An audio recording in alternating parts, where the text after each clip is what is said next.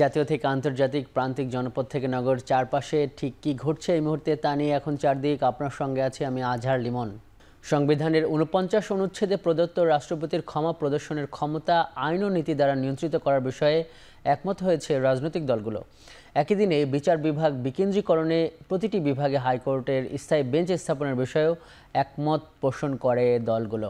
এর মধ্য দিয়ে সংবিধানের ৪৯ ও ১০০ অনুচ্ছেদ সংশোধনের জন্য রাজনৈতিক ঐক্যমত্য প্রতিষ্ঠা হলো, যা জুলাই সনদে অন্তর্ভুক্ত হবে। দ্বিতীয় দফার নবম দিনের আলোচনায় এ বিষয়ে ঐক্যমত্যে পৌঁছায় দলগুলো। এর আগে রাষ্ট্রপতির ক্ষমা প্রদর্শন আইন ও নীতি দিয়ে নিয়ন্ত্রণের ব্যাপারে একমত হয় সব দল। তবে এ বিষয়ে ক্ষতিগ্রস্ত পরিবারের মতামত নেওয়ার বিধান যুক্ত করার সুপারিশ করে জামাত, এনসিপি সহ কয়েকটি দল।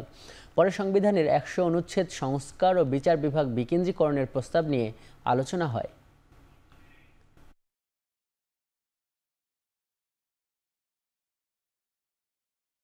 রাজনৈতিক দলগুলো সবাই একমত হয়েছে।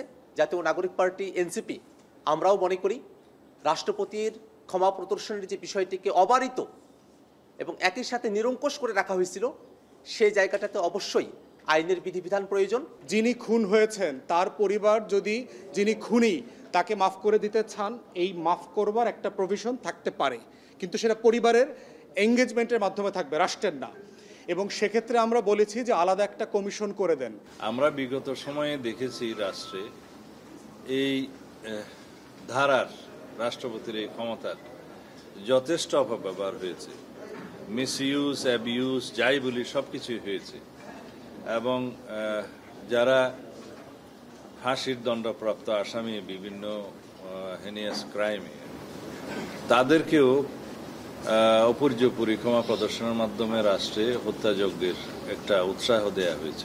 অনেকে একটি পর্যায়ে এসে একটা সমঝোতা আসতে চায়, কম্পেনসেশনের মাধ্যমে, টাকা দিয়ে হোক অন্য দিয়ে হোক, তারা একটু বেনিফিট করতে চায়। তো সেই প্রভিশনটা আমরা রেখেছি। তো এই কারণেই এটা আজকে খুব বড় ধরনের একটা সিদ্ধান্ত, to ensure the justice, even প্রেসিডেন্টের ক্ষমা করার ক্ষেত্রেও, যে কনসার্ন ফ্যামিলি বা বৈধ যে উত্তরাধিকার থাকবে ফাঁসির ক্ষেত্রে, তাদেরকে কনভিন্স করে, তাদেরকে কনসার্ন করে, তাদের সম্মতিক্রমে ক্ষমা করার এই সুপারিশটি কমিটি করতে পারবে। আমরা দুটো বিষয়ে আলোচনা করেছি, একটি হচ্ছে রাষ্ট্রপতির ক্ষমা প্রদর্শন, আর একটি হচ্ছে বিচার বিভাগের বিকেন্দ্রীকরণের প্রশ্ন। রাজনৈতিক দলগুলো বিবেচনা করেছেন যে রাষ্ট্রপতির হাতে যে ক্ষমতা দেয়া হয়েছে, সেই ক্ষমতা, ক্ষমা প্রদর্শনের সেই ক্ষমতার ব্যাপক অপব্যবহার হয়েছে, রাজনৈতিকভাবে ব্যবহার হয়েছে।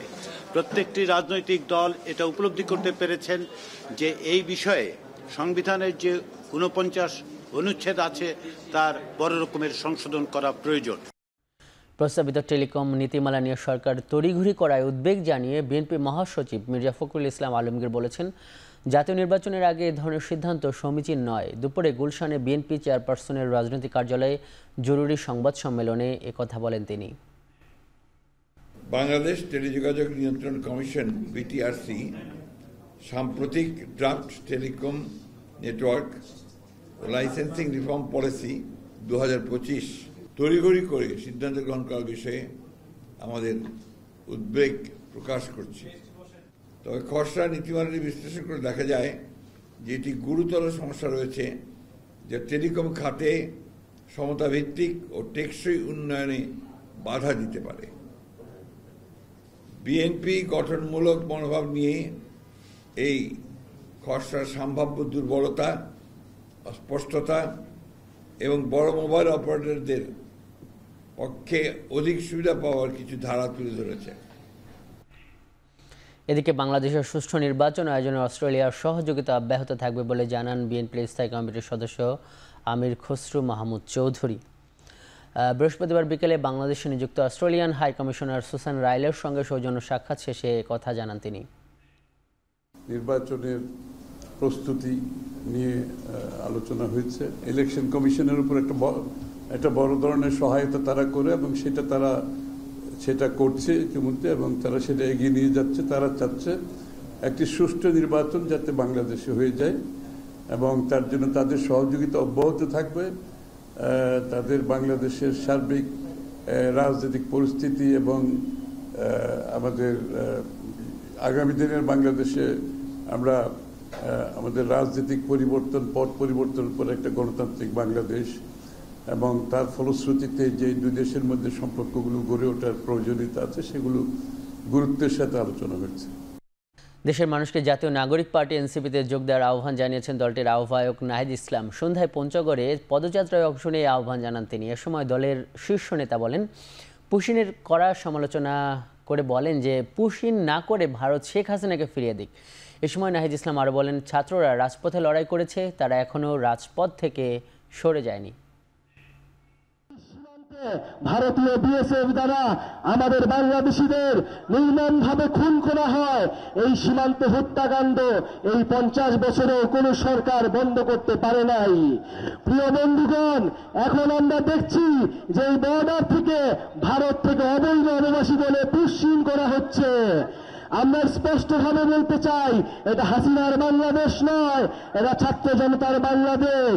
যদি পাঠাতে হয় সেই শেখ হাসিনা এবং আওয়ামী ফ্যাসিস্টদের বাংলাদেশে পাঠান, আমরা এই জুলাই গণঅভ্যুত্থানের বিচারের আওতায় তারা নিয়ে আসব। দ্রুততম সময়ের মধ্যে জুলাই সনদ ঘোষণা করা হলে বর্তমানের রাজনৈতিক দ্বন্দ্বগুলো সৃষ্টি হতো না বলে মন্তব্য করেছেন জুলাই আন্দোলনের অন্যতম সংগঠক উমামা ফাতিমা। বৃহস্পতিবার ঢাকা বিশ্ববিদ্যালয়ের টিএসসিতে জুলাই ঘোষণাপত্র শিক্ষার্থীদের প্রত্যাশা শীর্ষক আলোচনায় তিনি আরও বলেন, একটি নির্দিষ্ট রাজনৈতিক দল গঠন করার জন্যই জুলাই সনদকে কক্ষিগত করা হয়েছে। সরকার পরিচালনার ক্ষেত্রে যাদের একটা ভূমিকাও ছিল, তাদের কাছে এই প্রস্তাবনাটা এসেছিল যে আপনারা জুলাই ঘোষণাপত্র দেন। তখন সকল ছাত্র সংগঠন বলি বা সকল ছাত্র জনতা সকলে কিন্তু এই বৈষম্যবিরোধী ছাত্র আন্দোলন প্ল্যাটফর্মের যে ব্যানার, সেই ব্যানারের আন্ডারে একত্রিত হয়েছিল। ওই সময় যদি একটা জুলাই ঘোষণাপত্র আমরা দ্রুততম সময়ের মধ্যে দিতে পারতাম, তাহলে আজকে এসে এই রাজনৈতিক জটিলতা তৈরি হতো না। এই সনদ অন্তত যাতে সবার রিফ্লেকশনটা যাতে এখানে থাকে, ওই সাপ্লাই যারা মারা গেল, ওই বিডিআর বিদ্রোহে যারা মারা গেল, ওই মোদী বিরোধী আন্দোলনে যারা মারা গেল, সবার যাতে স্বীকৃতি এখানে থাকে, সবার যাতে রাজনৈতিক আকাঙ্ক্ষা যাতে এখানে থাকে, এটা যাতে এনশিওর হয়। চাংখারপুলে 6 জনকে হত্যা মামলায় অভিযোগ গঠনের জন্য আগামী 14 জুলাই দিন ধার্য করেছে আন্তর্জাতিক অপরাধ ট্রাইব্যুনাল। সারা দেশে কাঠামোগত হত্যাকাণ্ডের প্রমাণ থাকায় আসামিরা অব্যাহতি পাবে না বলেও আশা প্রকাশ করেছেন ট্রাইব্যুনালের প্রসিকিউটর। বৃহস্পতিবার বিচারপতি গোলাম মুর্তজা মজুমদারের নেতৃত্বাধীন আন্তর্জাতিক অপরাধ ট্রাইব্যুনাল 1-এ অভিযোগ গঠনের উপর আসামি পক্ষের শুনানি শেষে অভিযোগ গঠনের দিন ধার্য করেন। প্রসিকিউশন আদালতকে জানায়, আসামিদের বিরুদ্ধে 5 আগস্ট নিরস্ত্র ছাত্র জনতাকে চাইনিজ রাইফেল দিয়ে গুলি করে হত্যার ভিডিও, অধস্তনদের গুলি করার নির্দেশ দেওয়াসহ অপরাধের পর্যাপ্ত প্রমাণাদি রয়েছে। শুনানির সময় আসামি শাহবাগের বরখাস্ত পরিদর্শক আরশাদ হোসেন, চাইনিজ রাইফেল দিয়ে গুলি করা কনস্টেবল সুজন, ইজাজ হোসেন ইমন ও নাসরুলকে হাজির করা হয়। পলাতক 4 আসামি ডিএমপির তৎকালীন কমিশনার হাবিবুর রহমান, যুগ্ম কমিশনার সুদীপ কুমার চক্রবর্তী, রমনা জোনের এডিসি আক্তারুল ইসলাম ও ওসি ইমরুলের পক্ষে রাষ্ট্রীয় খরচে নিয়োজিত আইনজীবী কুতুবুদ্দিন সরকার অব্যাহতির আবেদন করেন।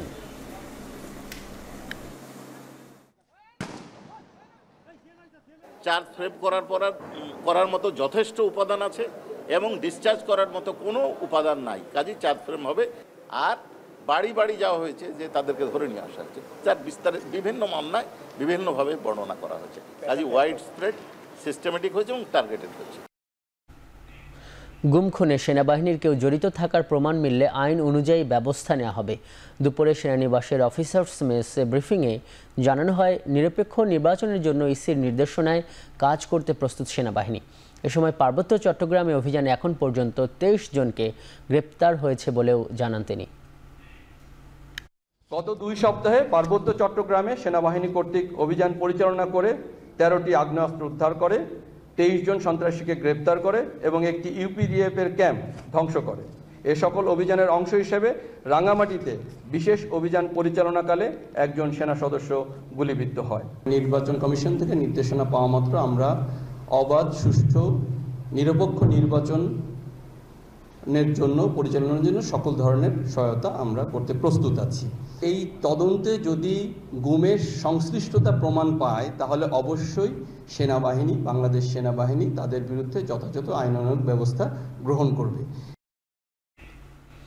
ঢাকায় জাতিসংঘ মানবাধিকার কার্যালয় চালু করতে প্রয়োজনীয় সমঝোতা স্মারক এখনও খসড়া পর্যায়ে আছে বলে জানিয়েছেন পররাষ্ট্র উপদেষ্টা মোহাম্মদ তৌহিদ হোসেন। বৃহস্পতিবার বিকেলে পররাষ্ট্র মন্ত্রণালয়ে নিয়মিত সংবাদ সম্মেলনে একথা জানান তিনি। এ সময় প্রধান উপদেষ্টার সঙ্গে মার্কিন পররাষ্ট্রমন্ত্রীর ফোন আলাপ প্রসঙ্গে পররাষ্ট্র উপদেষ্টা বলেন, তাদের মধ্যে একটি চমৎকার আলোচনা হয়েছে। যত দ্রুত সম্ভব নির্বাচন আয়োজনের বিষয়ে দুপক্ষের মধ্যে আলোচনা হয়েছে বলেও জানান পররাষ্ট্র উপদেষ্টা।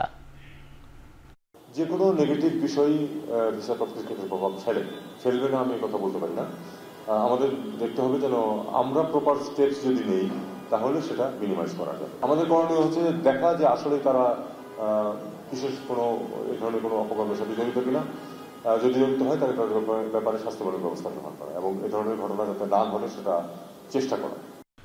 অবৈধ সম্পদ অর্জনের অভিযোগে এনবিআরের 2 কমিশনার সহ আরও 5 কর্মকর্তার বিরুদ্ধে অনুসন্ধান শুরু করেছে দুর্নীতি দমন কমিশন।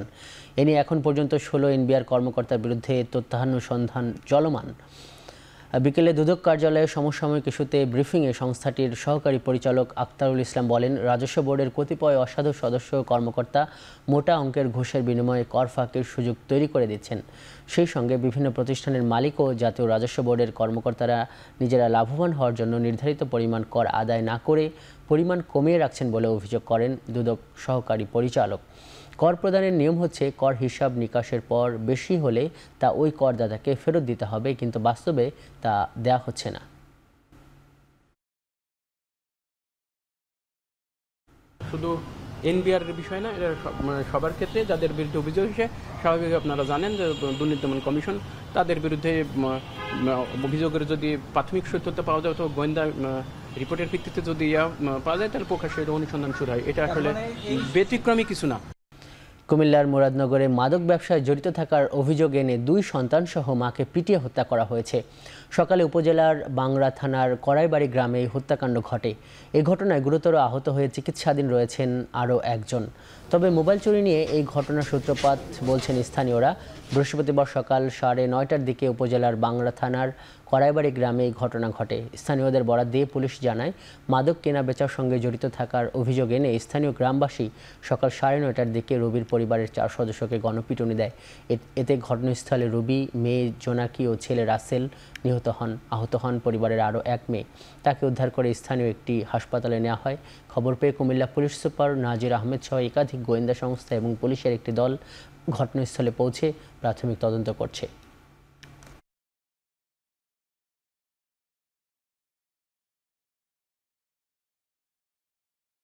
যুক্তরাষ্ট্রের শিকাগোর একটি নাইট ক্লাবে বন্দুকধারীর হামলায় নারীসহ নিহত হয়েছেন অন্তত 4 জন, আহত হয়েছেন 14 জন। গুরুতর আহত হয়ে 3 জন হাসপাতালে চিকিৎসা নিচ্ছেন। স্থানীয় সময় বুধবার রাতে এই ঘটনা ঘটে। শহরটির ওয়েস্ট শিকাগো এভিনিউয়ের একটি নাইট ক্লাবে ভিড়ের মধ্যে ঢুকে যায় একটি গাড়ি থেকেই এক বন্দুকধারী এলোপাতাড়ি গুলি শুরু করে। এতে ঘটনাস্থলে 4 জন নিহত হন। গুলি করার পরই ঘটনাস্থল থেকে পালিয়ে যান দুর্বৃত্ত।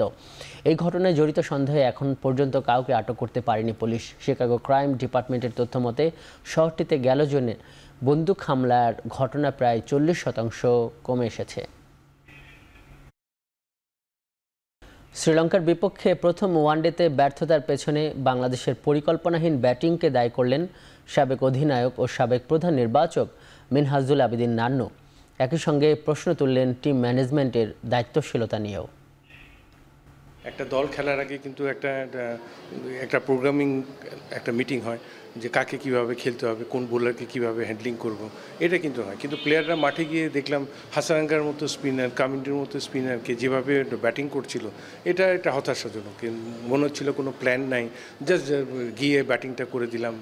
এটা একটা হতাশাজনক কারণ যেভাবে শুরু করেছিল সেকেন্ড উইকেট পার্টনারশিপ যথেষ্ট আশা জাগিয়েছিল কালকের ম্যাচে।